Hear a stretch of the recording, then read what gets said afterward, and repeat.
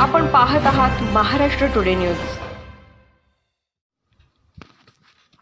वसमत हिंगोली। मराठा आरक्षणासाठी मराठा समाज आक्रमक झाला असून आरक्षणासाठी मनोज जरांगे उपोषणास बसलेले आहेत।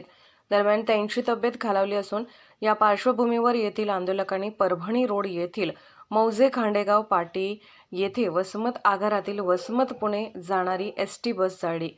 मराठा आरक्षणासाठी अंतरवली सराटी येथे उपोषणास बसलेले मनोज जरांगे यांच्या समर्थनार्थ संपूर्ण महाराष्ट्रभर आंदोलने होत आहेत। गेल्या 6 ते 7 दिवसांपासून आरक्षण मागणीसाठी उपोषणास बसलेल्या मनोज जरांगे यांची तब्येत खालावल्याने आंदोलन अधिक तीव्र झाले आहे।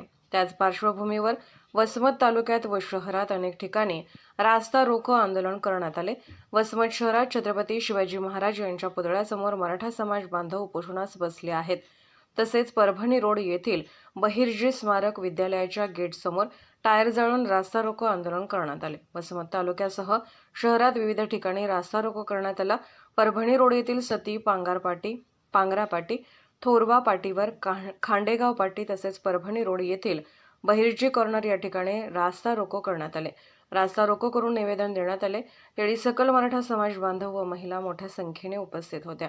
महाराष्ट्र टुडे मराठीसाठी ब्युरो रिपोर्ट वसमत।